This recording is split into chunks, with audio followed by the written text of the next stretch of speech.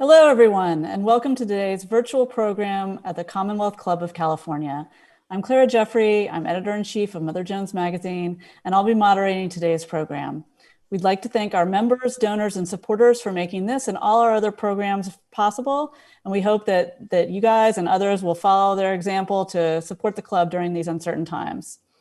Today, I'm joined by Brian Stelter, CNN's chief media correspondent and author of the best-selling new book, Hey. Hoax, Donald Trump, Fox News, and the Dangerous Distortion of Truth. Since the start of Trump's candidacy back in 2005, the symbiotic relationship between him and Fox News has been one of the most defining aspects of his rise to power.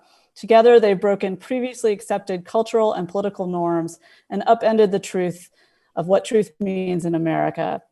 Through painstaking investigative work and countless interviews, I mean, really just so many interviews, Brian documents how Fox and Friends, Sean Hannity, Tucker Carlson, and the whole gang on the network willfully spread Trump's lies, smear his enemies, and give his base an echo chamber. As one producer tells Brian in Hoax, we really don't believe all this stuff. We just tell other people to believe it. We'll be discussing a lot in the next hour. There's been a lot of breaking media news in the past day. And if you're watching along with us, please put any questions in the text chat on YouTube or comments on Facebook, and we'll incorporate them later in the program. Thank you so much, Brian, for joining us. Thank you. How are you and yours doing? I'm here in New York where I can actually see the sun. So how are you doing?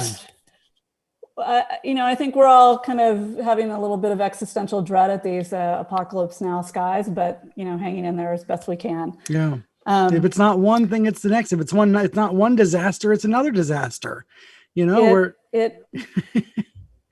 How many days are feels left like in 2020? I guess is the big question. Can't end soon enough, I think. You say that hoax essentially is about the Foxification of Trump and the Trumpification of Fox. Who leads this dance, the president or the network? I've had to try to reckon with this question because it's a complicated one, and it's hard to know where Trump ends and where Fox begins and vice versa. But I think it is largely Fox driven, meaning Fox sets the agenda. Fox comes up with the day's narrative or the day's talking points, and the president reacts to that. And there are hundreds of examples of him reacting to what he sees on Fox and Friends in the morning, or freaking out about something he hears on a newscast, or cheering for something that Sean Hannity says at night. And those are mostly visible on his Twitter feed, right? A lot of this is out in the public record.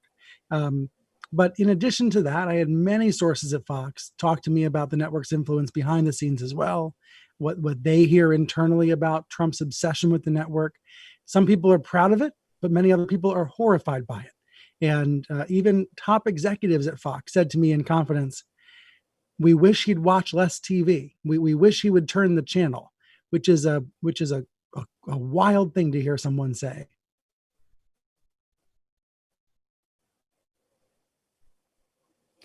I mean, I think all of us are way too much have seen how he reacts and tweets things out, as you say.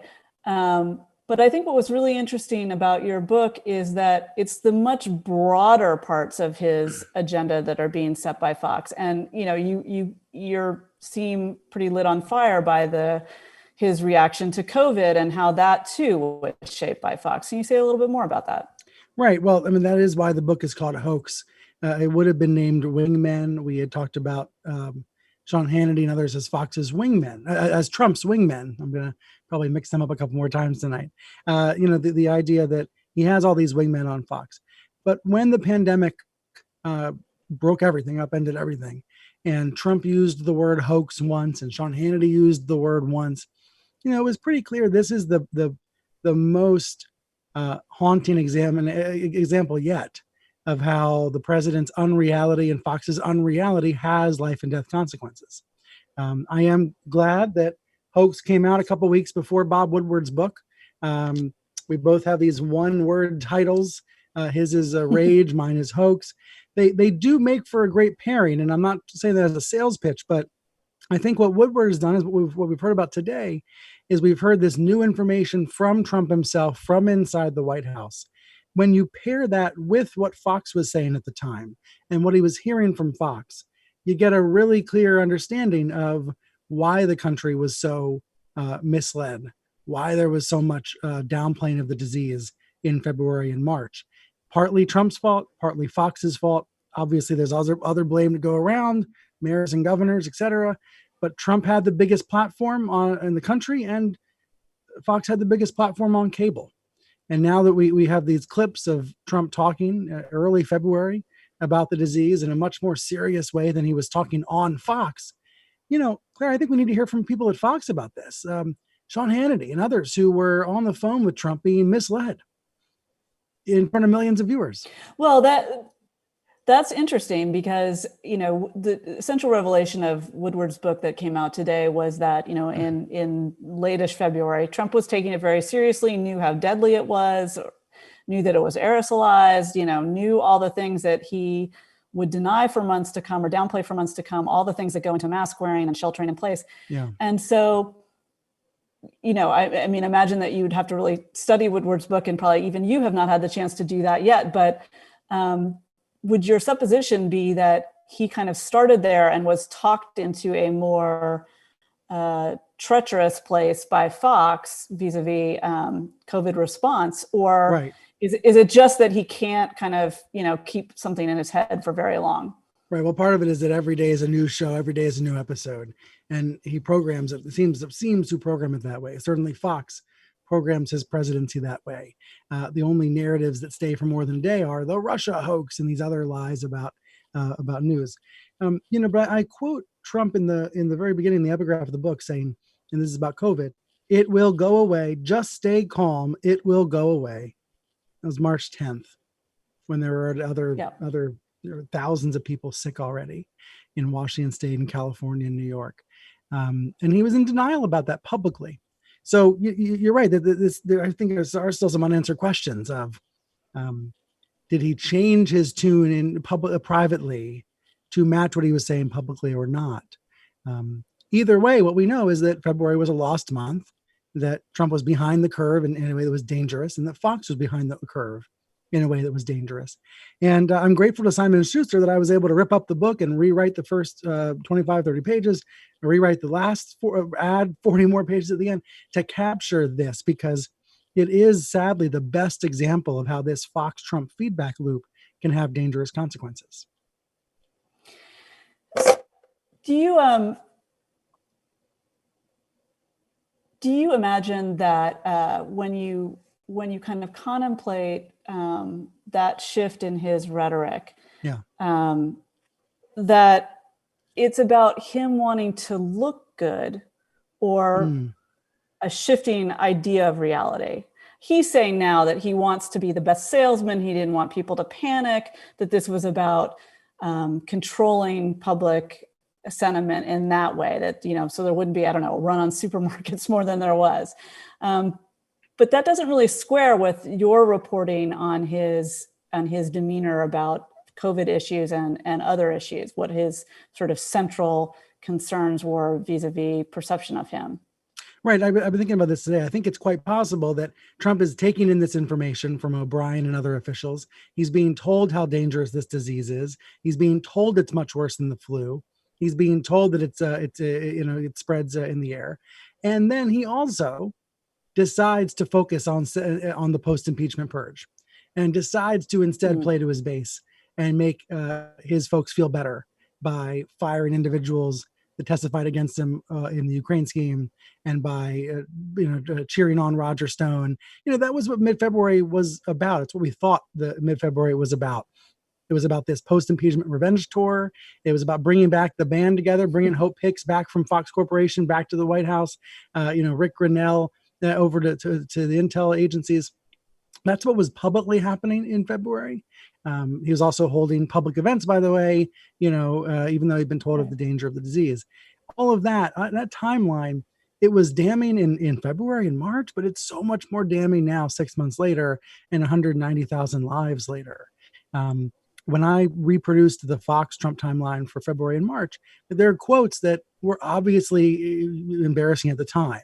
People saying, "Now's the best time to fly," and the media, this is all media hysteria. Like, we knew that was foolish in March, but it sounds even worse now in retrospect. By the way, I'm here at CNN in New York. I'm in my office, where I rarely am these days because of the pandemic, and the lights have turned off because nobody's in the building. And so the automatic light sensors have decided that I'm in the dark. I mean, what a metaphor. You've got your issues in the sky there. And, here at CNN, I come into the office and I typically see only two people when I come in. Most of our anchors are here doing their programs instead of working from home. But, we don't interact with anybody. We go into our robotic camera controlled rooms. We talk to the camera, and that's it. And it's been 6 months. And the president, meanwhile, is holding rallies, acting like there is no virus, not having social distancing, not having any of those protections. It's a really sad example of two Americas. So this gets us to another question that kind of bubbled up in media Twitter today, which is people were very angry that Bob Woodward knew this back in February, right, and did not report it. And there was similar criticism on a lesser scale about Mike Schmidt's book, things that weren't really revealed or at least fully kind of articulated until he wrote his book. What do you think the journalistic ethics are about knowing things, and especially life and death issues, and keeping them from the public for so long? I'm still chewing on this, so I'm going to give you only a partial answer. But I think Woodward's defense is notable. He just shared it with the Associated Press. He said, yeah, I had these quotes from Trump in February, but I didn't know how real they were. I didn't know if they checked out. I didn't know if he was exaggerating. I wanted to know if he was really told this by his aides. And it wasn't until May, he says, that he had confidence in the information. By that point, he said his goal was just to get this book out as fast as possible. So putting myself into Woodward's head for a moment, as someone who finished Hoax in mid-June and then had to have that 2-month wait, which actually was incredibly fast. Thank you, the publisher, for printing so quickly. What can seem like a short amount of time, right, can also feel like a very long amount of time. So if Woodward's working on this over the summer and he knows it's going to come out in September, I'm sure that in his mind that feels like a really fast turnaround and a absolutely a responsible thing to do. But I can understand why the folks on the outside are looking at this saying, if he knew in February, why didn't he tell us by March? That, I think, presupposes, though, would anything have changed? Would there have been a consequence? And I don't know if there would have been. Do you think there would have been a consequence if these quotes had come out, let's say in May? Let's take May as a fair middle ground here. Would there have been a consequence for Trump? I don't know. Well, I mean, I think there wouldn't have been, but I'm happy to be wrong. Yeah, I think it's impossible to know, but notably that would be right when states were deciding to open up, as we now know, too quickly. And there was this sort of rush to appease the sort of anti-mask folks and, the demonstrators in Michigan. So, interesting. Sadly, we don't have a time machine, but it could have. I suppose I am more personally disturbed by what Trump was saying publicly at that time, in February, in March, contradicting health officials, showing up at events without any protection or social distancing, almost gleefully rejecting the best practices and advice given out by his government. And that was all in front of our eyes. So I guess count me down as a skeptic that knowing what he was saying privately would have changed minds or would have made a big difference. But like I said, we're only a few hours into the story. I kind of want to reserve judgment and hear more from Woodward and hear more. I also think, by the way, we need to hear. So we've heard these quotes from Trump. What about these White House aides? Will the Democratic-led House call them in? Will the Democratic-led House pursue this further? I think that's an open question. Will Jim Mattis repeat his quotes on camera? Right. I think if I write in Hoax about my naivete in January of 2017, believing in Reince Priebus and Sean Spicer, who I thought was a relatively straight shooter, who would be one of those, one of those adults in the room, and I thought that because I knew him personally. And I had the same belief about Reince Priebus. And one by one, every individual in the Trump years disappoints you. And you say to someone like Hope Hicks, or you say to someone like Sean, why didn't you stop him when he called us the enemy? Why didn't you stop him? And what they say, they have these BS answers, right? They say, well, you're not the president. I'm not the president. He's the president. Yeah, but it's hurting him. You're letting him hurt himself as well as the country. And you get these mealy-mouthed answers. And I don't know if it's any different for the rest of the anonymous folks who are only being quoted secondhand, who don't seem to want to speak on their own voices. I don't know. So let's talk about Fox in that dynamic. It seems like a central premise that in the book is that there was a paradigm shift within Fox in 2016, 2017, where they went from being, let's put it nicely, super feisty partisan operation to sort of full-blown disinformation enterprise. And was there a sort of aha moment for you when you realized that there had been that kind of switch? Well, first of all, I bet that you slightly disagree with my portrayal of the first 20 years of Fox News, where I say it was conservative, but not usually conspiratorial. And I would also add to that, look, Glenn Beck and others were pretty outrageous and extreme and conspiratorial in the pre-Trump years. So I don't mean to totally gloss over some of the nuttiness that was airing on Fox pre-Trump. But I do see a distinction between those years and the Trump years, partly because Roger Ailes was in charge, partly because nobody was as addicted to Fox as Trump is now. meaning, Bush wasn't hanging on every word Fox said. And partly because there weren't these perverse incentive structures to appeal to Trump in the way that there are now. So because Bush wasn't hanging on every word that Bill O'Reilly said, O'Reilly wasn't kind of trying to program his show for George W. Bush. And certainly Keith Olbermann on MSNBC wasn't programming for Barack Obama. That's one of the key differences now in the de-evolution of Fox. But you anticipated my critique, which is yes. that they were indulging in sort of vituperative white grievance politics all throughout the Obama era. They did kind of carry a lot of water and misinformation about WMDs. So, to your mind, the switch is that the politicians were more directly plugged into the almost hourly messaging from Fox hosts.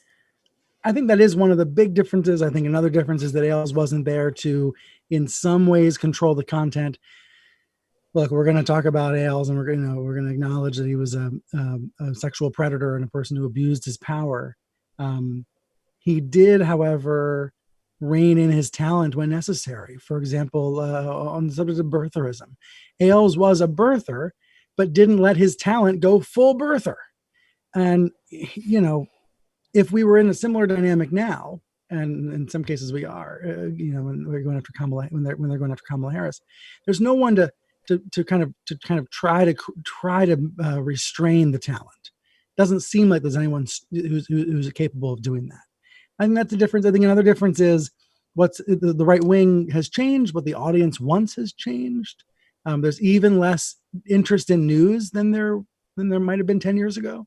And there are fewer people at Fox providing that news. Do you think that there is or has been an entity kind of equal to Fox on the left in willingness to warp the truth, as well as, at least some measure of market share? I don't see anything like it. I think this is an example of asymmetric lying in the way that Trump lies a whole lot more than Joe Biden or any other Democratic politician. Frankly, Trump lies a lot more than most Republican politicians. Like, there's asymmetric lying going on, and that's true in media as well. When Fox and Friends starts its show every morning with violence in U.S. cities, sometimes running old video of old riots and old fires, there's no outlet on the left running months-old Trump gaffes and months-old Trump lies every day and leading their hours with those examples and hitting the same beat on the same drum every day. There's actually not, it doesn't seem to be, there's an audience for that performance, right? There is an audience for that performance on the right. There doesn't seem to be an audience for that performance on the left or in the middle or anywhere else on that spectrum. Yeah, or if there is, it's sort of confined to Facebook groups and so forth, but it doesn't seem to really penetrate media organizations of, It's not profitable. Yeah, it's not profitable. It's not a big commercial business. No one's going to make a big commercial business out of it. And that does make a huge difference. And one of the reasons I ask is because in 2009, Obama called out Fox for being a misinformation machine. Pretty poignantly for Obama in particular. Mm-hmm. But many in the press, and I think to some extent yourself included, kind of frame that as like, it's an attack from a president on the media. Is this the same as presidents attacking the media?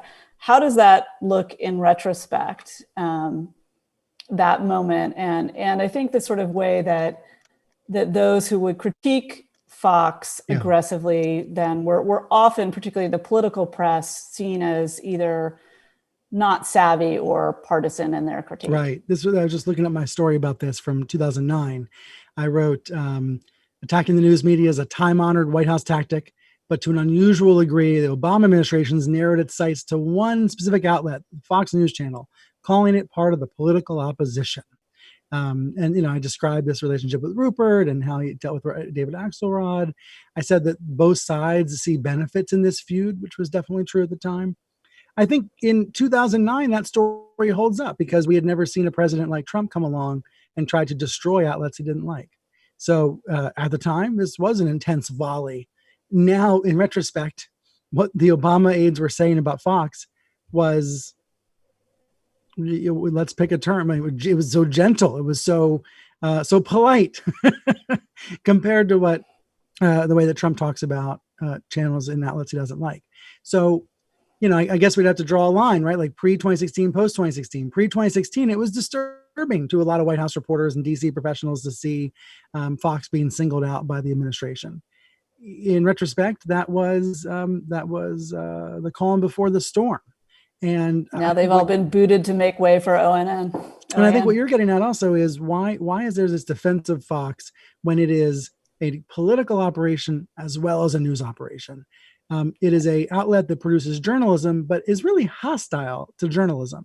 I had people at Fox describe it to me as a place that's about anti-journalism, right? And an anchor there said to me, "You can produce journalism here, but what are the incentives? What are the motivations to do that? It's easier and more rewarded just to talk about the news and to defend Trump and attack Biden." But I think in 2009, 2010, I think in the Obama years, to some degree even now, there is this desire to say we are united. An attack on one is an attack on all. And I think that's some of what was going on in the Obama years in the defense of Fox, to say you cannot pick off one of us from the herd. Aggressive coverage is a good thing. News outlets that are a pain in your side, that's your problem, not ours. I think those are understandable instincts, but in light of what has happened, and in light of Sean Hannity saying every night, journalism's dead, the media is fake, don't trust any of the media mob, they hate you, they hate us. That rhetoric is so deeply damaging. And if you don't watch every night, you don't get a sense of how poisonous it is and how powerful it is. So Trump is, I think, we would all agree, an extremely lazy president. But he's put in time studying cable news and Fox in particular. What were his insights? 2011, he gets a weekly call-in show on Fox and Friends, and I think that was ultimately more important to his election victory than The Apprentice, because The Apprentice did set him up as a businessman and portrayed him to viewers as a really successful billionaire businessman, contrary to what we know. But Fox and Friends taught him about the GOP, taught him about what Fox's priorities were, which are, there is a distinction between GOP priorities and Fox priorities, but they often overlap. It taught him about what Fox viewers want, how they react, what they crave, what they like to hear. I think of it as almost a job interview. I don't think I called it that in the book, but you call in once a week, you asked a bunch of questions about the stories Fox is really hot on, and you have to figure out ways to answer. And in retrospect, it was a bit of a job interview. It introduced him to Fox and to GOP voters in a way that other candidates didn't have. Yes, Ben Carson, a couple others were Fox commentators, so they had similar connections, but he was calling in this way that made him seem so important. He was he was usually on the phone, even though he was a few blocks away in Trump Tower and he could have walked over. He's on the phone. He seems busy and important and hard to reach, powerful, mysterious. I don't think any of this was that intentional by Trump. He just, he wanted publicity and airtime, but the result of it is very clear. And of course, once he enters the race, Ailes said you can't call in anymore. The segment's over. But then he starts to call in as a candidate. Right now, he's a newsmaker. Yeah. Now the segments are actually now he's news, and he's calling in even more often. And by then, he knows what Fox wants. There was this great moment on the day that Trump entered the race where Greg Gutfeld, one of these Fox comedian types, he says, "Wow, Trump's speech. He did the Fives rundown. He did our show's rundown. He did all the topics that we do every day." And that was the early sign right there that Trump was the Fox News candidate and would become the Fox News president. I might jump up and down to turn the lights on. Is that okay? Yeah, sure. Wave my arms wildly and see if I can turn the sensors on. Okay. He's gonna look kind of kooky, but sorry, go ahead. It's not working anymore. Do you, at that point when he was starting to call into Fox and Friends, had Fox itself already become such an insular audience base? Like you refer to it as people who see it as the home team. They don't watch other television news. They don't really get their news much from anything else, maybe some talk radio. So in this, how did Trump graft himself onto that audience? Like, which came first, the cult of Trump or the cult of Fox, I guess. Well, I think maybe the is one way to Fox think about base it. was there first. Yeah, the Fox base is there first, and then it becomes the Trump base with enormous amounts of overlap and not much difference in between. But I would say there are different kinds of Fox viewers in the same way there are different kinds of Trump rally goers. I remember going to one of Trump's rallies in North Carolina in 2018 and noticing the difference between the huge, the true loyalists who are in the front row. They are singing his songs. They are rock star groupies. And then you got folks in the back sitting up in the bleachers who might leave early, kind of skeptical. They want to see the show, but they're not going to go in a Trump boat parade, right? And I think there is a distinction in Fox as well. Different kinds of viewers, how loyal they are both to Fox and to Trump. Some who are holding their nose with regards to the hateful tweets and the racist rhetoric. Others who are absolutely all in, who are watching Fox all day. When a news anchor like Shep Smith, who left, or some of the news anchors who are still there, when those news anchors point out Trump's lies or call out the indecency, even gently, then they start sending hate mail and hate tweets to the Fox anchors. So you get that really loyal base. Those are the front row folks at the rallies. Do you think that Fox News is the sort of conclusion broadly broken news and maybe all of? I don't know if I'm losing you or if that's on your end. Can you repeat the question? Sure. Fox, in some ways, Fox News conclusion of things that are broken and news ecosystem. I think you're breaking up. I don't know if it's on my end or your end, but I think it's what I heard. I think is this the conclusion of decades of what's been going on with the GOP and right wing media? And I think that is the right context to put this in. In the same way that people like to say Trump is a symptom, that what Fox News has become in 2020 is a conclusion of decades of right-wing media and rhetoric against the rest of the media, right? In the 90s, it was about media bias. In the 2000s, it was about media bias. Now the rhetoric is so much more extreme. It's about enemies of the people. It's about the media being fake and things being hoaxes. That's not the way right-wing critics talked in the 90s or the 2000s, but it's a devolution of this industry. And Trump has followed that, right? And he's in some ways just copied that. The way I say it in hoax is every turn Fox makes over 24 years is a turn to the right. So they're moving further to the right over time. Hannity used to have a co-host, right? Everybody remembers Alan Colmes was Hannity's co-host. Yes, he was there to be a punching bag, but at least he was there. And it's not a coincidence that as soon as Obama's elected, Colmes is out and Hannity gets his own show. And now it's going to be Hannity as solo because, the viewers increasingly don't want to hear the defense of Obama or the defense of Democrats. And now, of course, you do have a few liberal commentators on Fox, a few Democrats like Jessica Tarlov, Marie Harf, Mo Alathi. There are several others, Donna Brazile, Juan Williams. They are there and they get their say, but I find it interesting the role they've been thrust into where they have to fact check Trump because the journalists don't, because the reporters or the anchors don't feel empowered to tell the truth. And so it ends up being this he said, she said thing where it's just one opinion person trying to fact check and the other opinion person says they're wrong. And that's not what fact checking is supposed to be about. But it is what it is kind of this progression of the destruction of shared truth that we've seen take place, especially severely on the right. I mean, my question adjacent to that, which is also part of the evolution of TV news and maybe broadly, analyst panels instead of reporting, a kind of premium on opinion and fights rather than reported segments or more so. And so I wonder what you think about not just Fox, it's that that way. Right. And I think this is true. You're right. It's not just about Fox. It's a broader phenomenon in television. I think a lot of the change we've seen in television news, from reporting to talking about the news, talking about the reporting, I believe that's largely been driven by the internet and by smartphones. because when you have every headline on your phone, you have access to every bit of information at all times. I think it forces television producers to think differently and produce differently, and not produce a headline news hour, but instead to go deep on a few stories, especially politics, because there's an obsession with politics and the country is so polarized. So I view it as a reaction to the internet and to phones, and this is the famous example with CNN is the Missing airline in 2014, and CNN's choice to go all in almost 24/7 covering the missing airliner.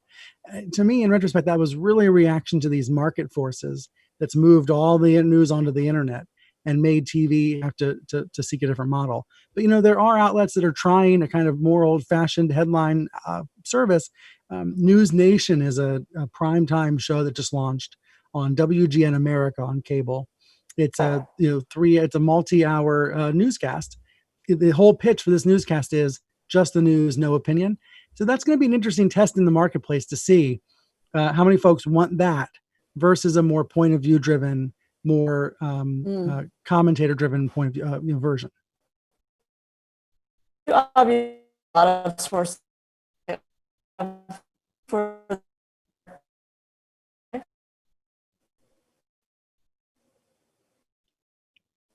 Sorry, I can't really hear a word you're saying. I don't know if it's my end or your end. Let's see. Let me try to ask in the chat here. Milo.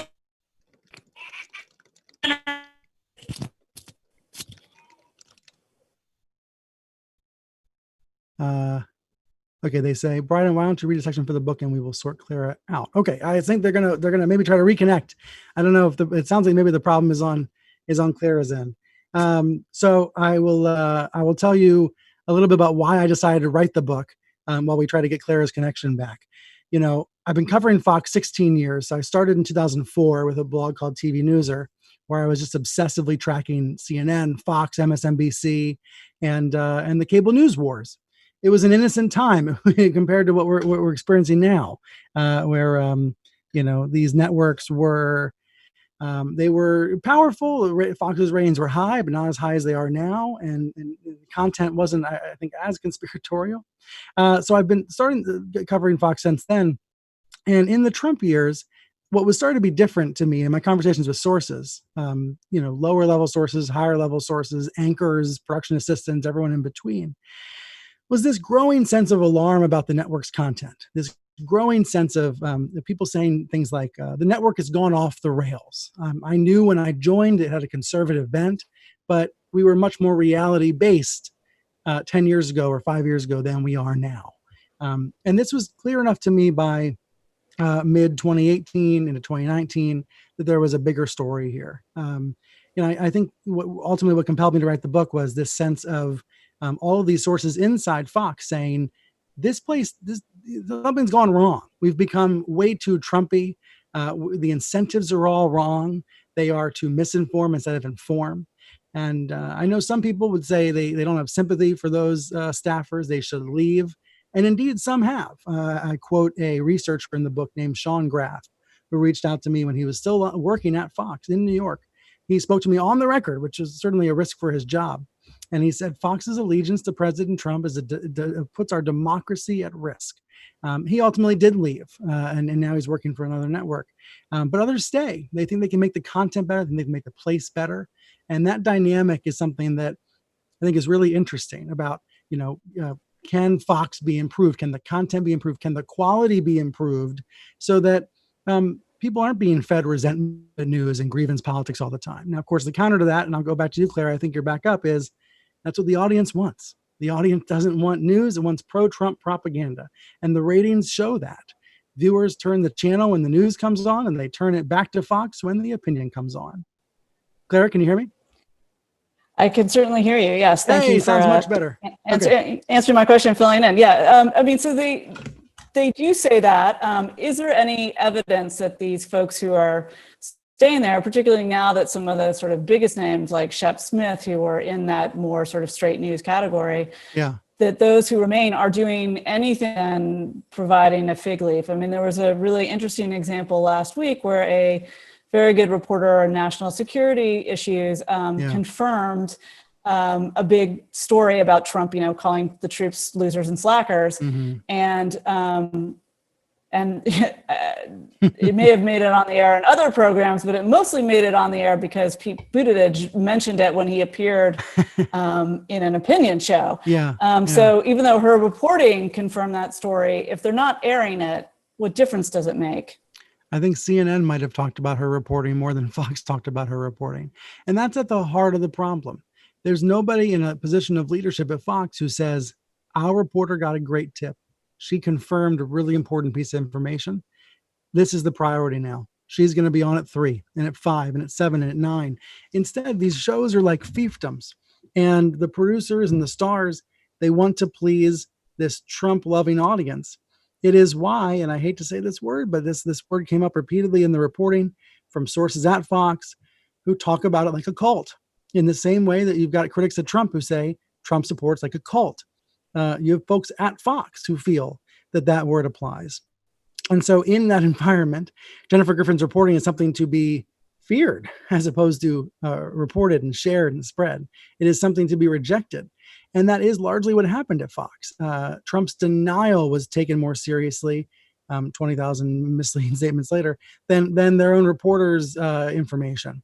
And that is incredibly demoralizing for the reporters inside Fox. It is why some of them leave, like Shep Smith, and a number of others have fled. Others say they look for other jobs and they can't really find them, and that's a tough situation when you don't feel like you have options.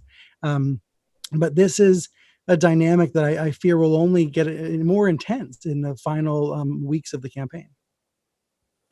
When they have left, have they been replaced by journalists who have standards and are trying to report the news, or is that just sort of smoothed over and made way for more opinion or like less vibrant reporting? Well, let's take 3 p.m. as an example. 3 p.m. Eastern time, noon Pacific is the Shep Smith's time slot.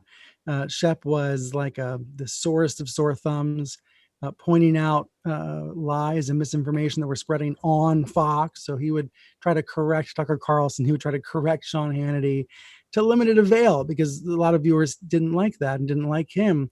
But when he left last October, he was replaced by Bill Hemmer. Bill is, as one of the sources in Hoax says, he's a don't rock the boat type of newsman. Well, if any time in history of our living history required some boat rocking, this is the time to rock the boat, especially when you're on Fox and you have the president's ear and you're influencing the Trump audience. But no, he's a don't rock the boat guy. He's not doing the kind of fact checks that Shep was doing. So in that way, the 3 p.m. hour, the noon hour Pacific time became Trumpier. It's another example of that move toward these perverse incentives, which are not to report the news fearlessly, but to fear the news. And for, say, a Chris Wallace or Brett Baier, you report that they view it much like GOP senators who say they don't read the tweets. They claim they don't watch the other shows. They just, how does that square with just the existing at that network and in the larger media ecosystem? Yeah, I think Chris Wallace is the exception to the rule. There's a couple other exceptions to the rule, but the rule is very strict and very clear. And the fact that there are a couple exceptions just supports it further. He has a lot of autonomy. He's on once a week, Sunday morning on Fox Broadcast, and then re-aired on Fox News. So he's a man with an island, and nobody else really has that island. In fact, anchors at Fox said to me things like, we don't have any power. We don't feel we have power to fact check Trump. We feel like we're being squeezed out by propaganda. This is a subject of immense frustration there because, you and I may disagree on this, but I think there should be a vibrant, healthy ecosystem for right-leaning news. I think there should be absolutely beat reporters who are covering stories from a conservative perspective. We need more reporting in the world, not less. But that's not what Fox is doing, right? What they're doing is they're shouting down the rest of the news. You've got Greg Gutfeld on air tonight saying this story, this bombshell from Bob Woodward, it's not a bombshell, it's a booger, right? So he's just resorting to childish insults and name calling and silly rhetoric, right? In some ways, people like Hannity, they're not newsmen, they're stop the newsmen. So the model that I'm saying we should have a healthy, diverse media ecosystem, lots of reporting from lots of points of views. we're not getting that reporting from Fox. We're getting more and more propaganda. So you say in the book that after Ailes left and then later died, that Rupert Murdoch stepped in for a while to run the show, but then after a while, when these former deputies of Ailes kind of took over things, Murdochs themselves stepped back. The hosts gain the upper hand, and essentially the inmates are running the asylum. Like, nobody can tell Hannity what to do or not do. He tapes the show for impeachment night, which is Yes. remarkable. And I'm curious what your analysis of why the Murdochs either can't or won't or don't step in. Is there just nothing in it for them? It's minting them money, so what do they care? That is essentially the explanation I was given several times. People would say it a little more gingerly. They would say things like, well, Lachlan Murdoch, he's a soccer dad at heart. He doesn't care that much about Fox News. He's not a religious Fox News viewer. He cares about the business. He cares about making deals. He wants to grow the empire and go off and buy startups. That's great, Lachlan. Go do that. Make sure someone's watching the channel 24 hours a day so they don't hurt the viewers, right? Go do what you got to do. Make sure the channel's okay first. He was trying to do a deal for a service called Tubi in February and March. That was his priority when the pandemic was when this disease was silently spreading in the US and we didn't know it because we didn't have tests. And, they canceled Rupert Murdoch's birthday party in March because they knew it wasn't a good idea. So they were taking these kind of precautionary measures personally, but not making sure that Sean Hannity didn't call it a hoax on TV. Now, of course, he said hoax. He meant the Democrats are committing a hoax. They're too obsessed with the virus, right? They're politicizing this. They're trying to hurt Trump. That was what he said. So they were talking about it on Fox like it was a political crisis, when in fact it was a medical crisis. And there hasn't been accountability for that. And there never will be. The truth is, there never will be at Fox. The Murdochs are never going to come out and express regret or something like that. But at the end of the day, it is about that profit machine. It is about that focus on the bottom line instead of the content and the editorial. That came through loud and clear in my interviews. And I'll tell you the way it comes through, the way it's presented as a positive, right? Because there's a little bit of a spin to this that is interesting. The pro-Murdoch spin, just for what it's worth, is we give our stars autonomy. We give our talent freedom.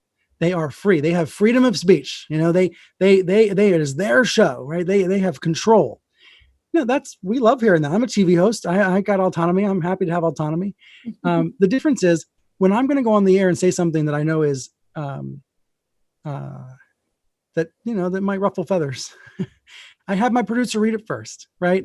I have my wife read it first. I might have an executive read it first, not because they're going to censor it, not going to soften it. Oftentimes the feedback is to make it even stronger and really tell the truth, right? But that doesn't seem to happen at Fox. Those checks and balances don't seem to exist. You say there's essentially no standards and practices department at Fox, which for people who don't know as much as you about TV news is essentially, editors, lawyers, and fact checkers designed to be a team to make things bulletproof for legal reasons as well as just ethics. So how do they avoid getting sued? That's interesting. In the Seth Rich case, there is litigation ongoing. Fox has won some of those battles in court. I think they've lost others. Rolling Stone had a great piece on this recently that I'd recommend on the Seth Rich case. It's an interesting question. There was a case in Washington State that attempted to litigate on the coronavirus pandemic downplaying and was swiftly thrown out. I think that's a credit to Fox's lawyers more than anything else, high-priced lawyers. That's an interesting question. I haven't thought that through fully. The lack of checks and balances and standards and practices is a big deal, though. And I tried to really focus on that in Hoax because I don't think it's well known outside Fox or outside media world circles. When I have a story, it's going to go a sensitive story or something anonymously sourced. It's going to go through a process in the same way that you do with your staff at Mother Jones. At Fox, if you want to have a process, you can, but it's not enforced. It's not a company-wide thing. On Brett Baer's show, there is a little bit of a process, but that's just his choice to have that. There's not that same top-down sort of determination to have vetting and quality control. My lawyer, legally risky. get on this.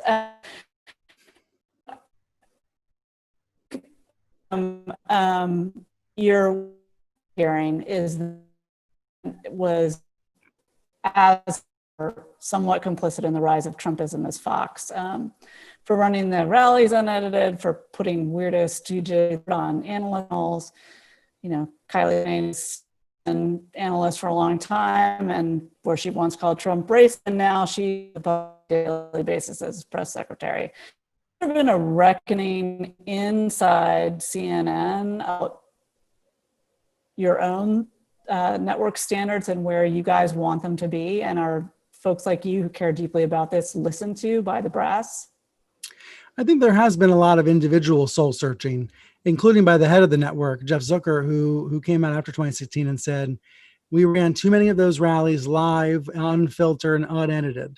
And in the future, we won't do that. And this is typical Zucker. For those who've read about him or heard about him or know him, he then added, by the way, I'm the only network boss to say that. Fox will never say it, which I just think is, I appreciate that aside by the boss. But he is right. We did run too many of those rallies live. They were spectacles. They were entertaining spectacles. They were also offensive in many cases. And one of the justifications at the time was that other candidates weren't doing it. Trump was accessible. That was one of the big arguments in 2016. He was accessible. He was also, I might add, thoroughly challenged, fact-checked to an inch of his life, challenged here, there, and everywhere. I went back and read these transcripts from 2016. The news coverage of Trump was much tougher than people might recall. And the transcripts are up on CNN.com. But in an interesting way, I think even that skeptical, critical coverage boomeranged, right? Because Trump's out there telling you the media is not your friend. The media is out to get you and hurt your family. And then you got the media challenging Trump. And in a way, this stuff boomerangs. I think it probably still does today, right? In the way that he's making people choose, or he's challenging his supporters to choose me or the lying media, right? Me or those scum. It's I think going to take us a long time post-Trump to reckon with the consequences of all that hateful media rhetoric. It's like a poison that's just slowly working its way through the body, and it can't be fully measured yet. And to me, that's a much greater issue than showing the rallies in 2016. But you asked an interesting second half to your question, which is, are people like me listened to, right? Do I have a voice? Do people like me have a voice at CNN? And I feel the answer is absolutely yes. One of the strong things about CNN is there is a real clear sense of leadership. We know what our mission is. We know what the big story is. We are focusing on the pandemic in a way that other Fox is not, for example. And when I have concerns about even something like a banner, when I send an email, I can sometimes see something change, 5 minutes later.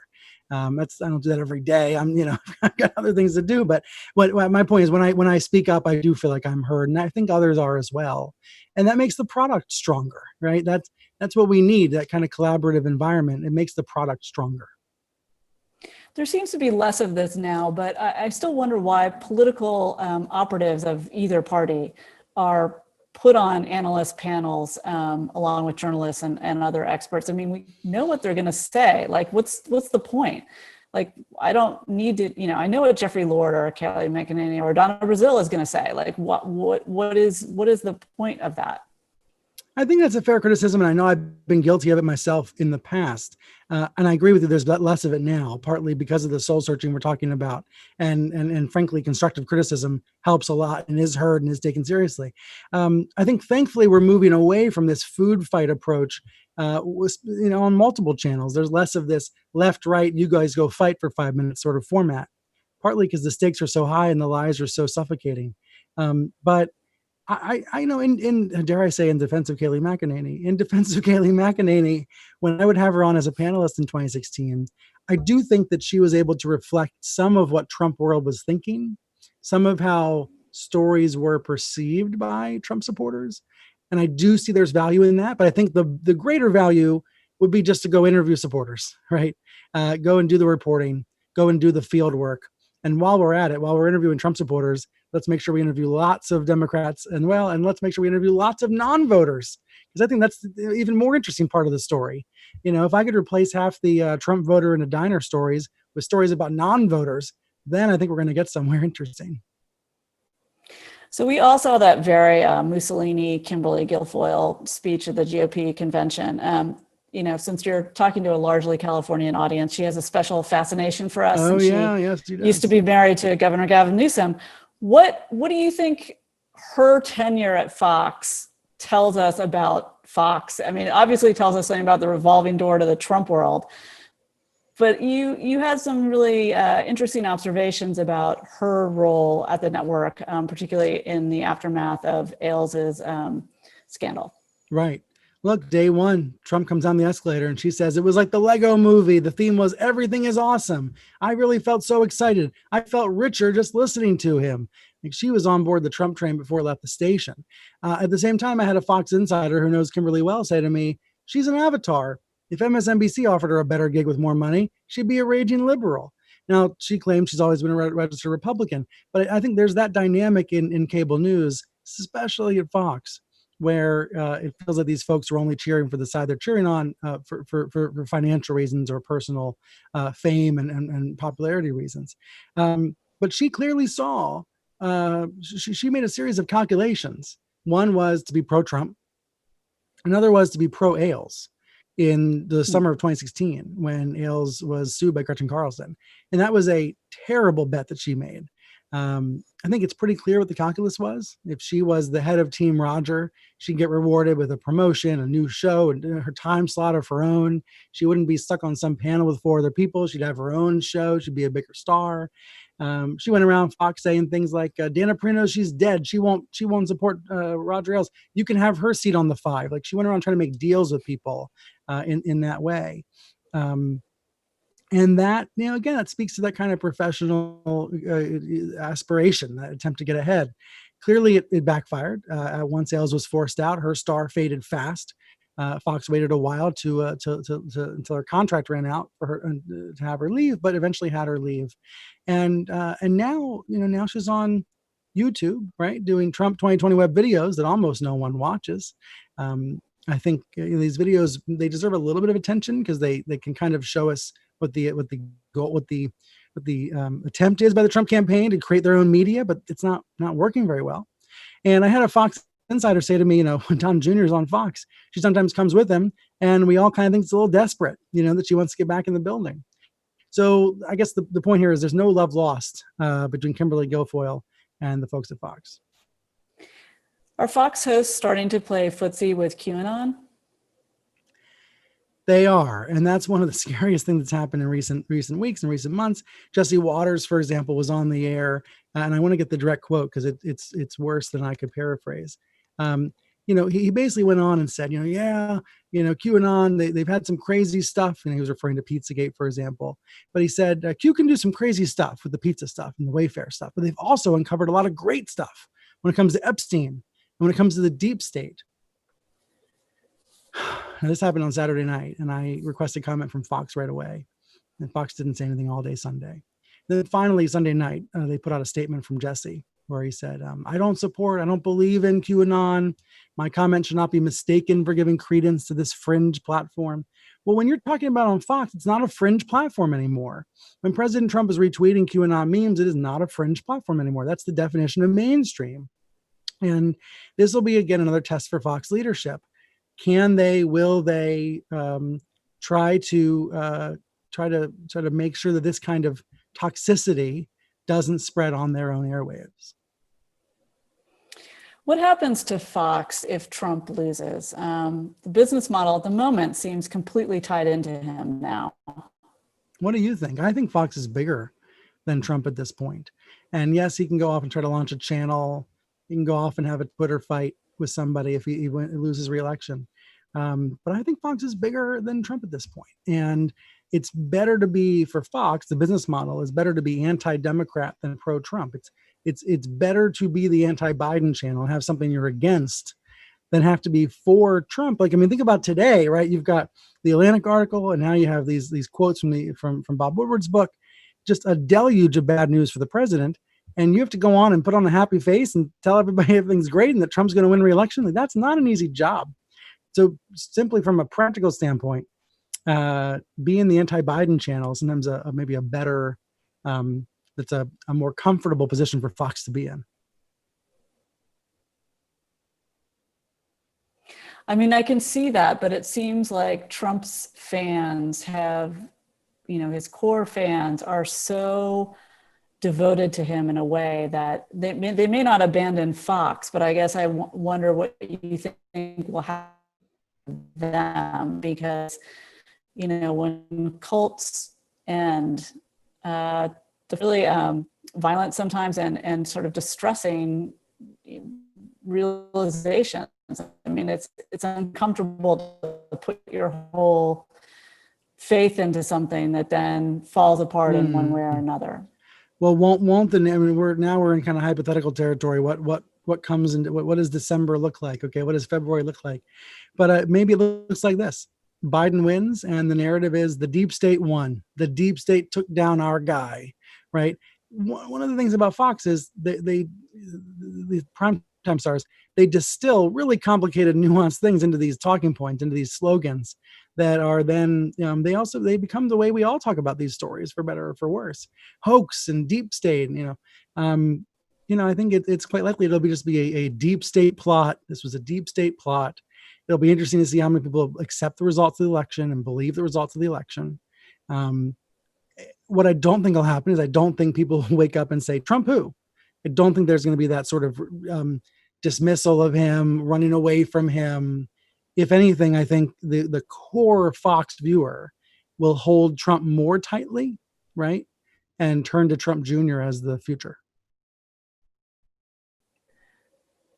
Brian, all the networks, particularly CNN and MSNBC, I guess, have had to roll with the pandemic, and it's forced some big changes to the way that shows are produced, booked, and some of these seem decidedly me in a studio and almost all the guests in New York. Do you think, is there appetite at the networks for this to remain once there's a vaccine? For what? For the working from home studios, that sort of thing?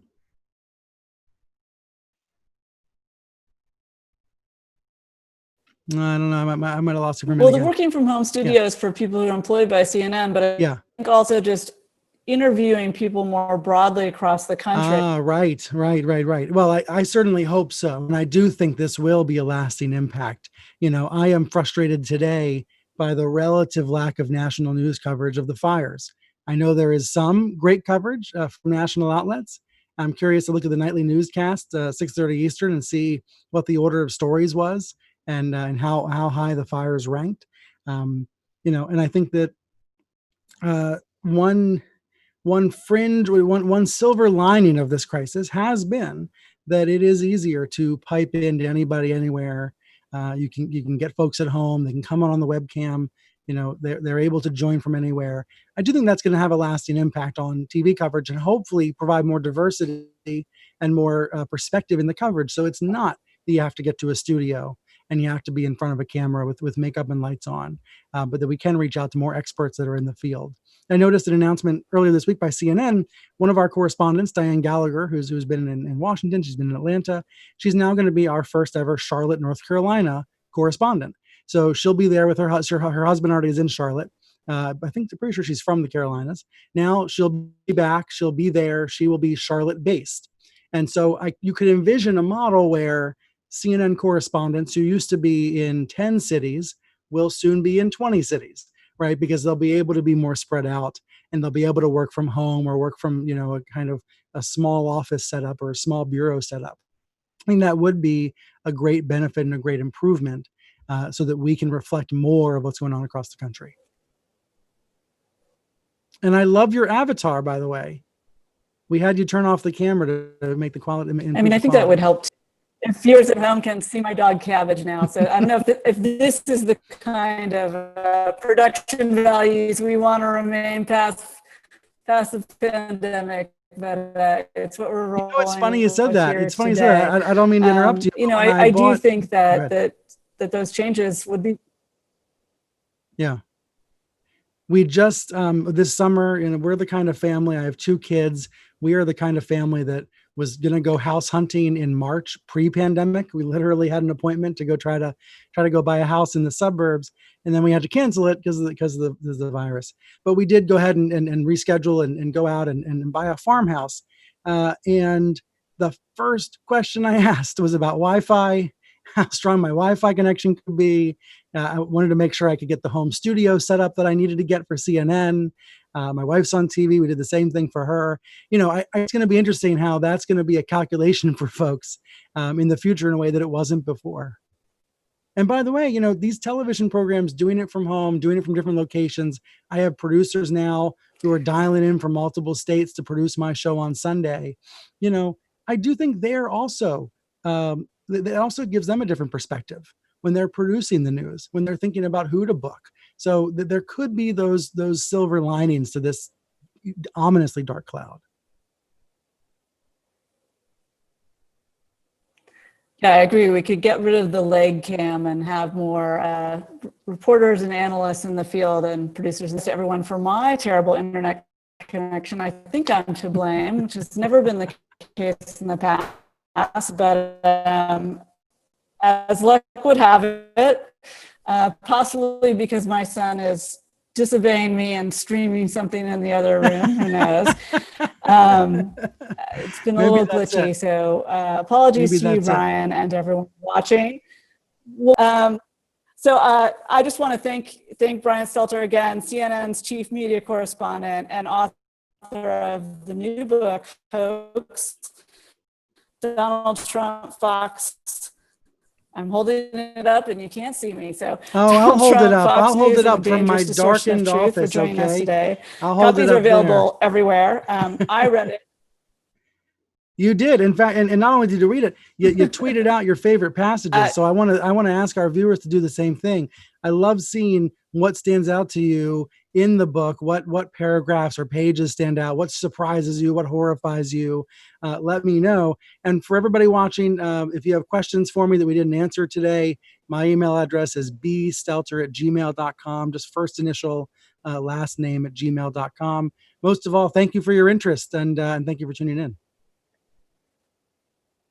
And thank you, everyone, for joining this program at the Commonwealth Club and for making the virtual programming and all their great offerings available. If you want to support those efforts, please visit commonwealthclub.org/online. I'm Clara Jeffrey from Orange Skies and Glitchy Internet here in California. Thanks to Brian. Thanks to you all. Thank you.